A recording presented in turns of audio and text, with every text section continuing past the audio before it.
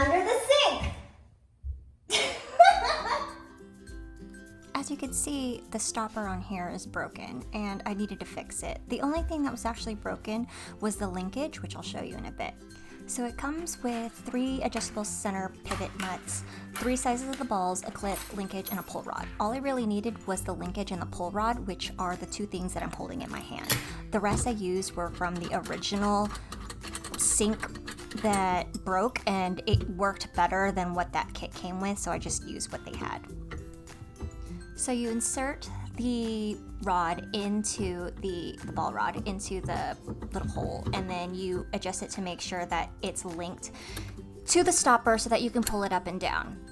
Then you stick the linkage, which is the ones with the little holes on it, and stick it through and make sure that it's adjusted so that the stopper can go up and down. So it comes with this little tightener thing. I don't know what these things are called. I just kind of did it. I don't even know what I was doing. I didn't even read the directions. I kind of just reverse engineered from what I saw that was broken, and it worked.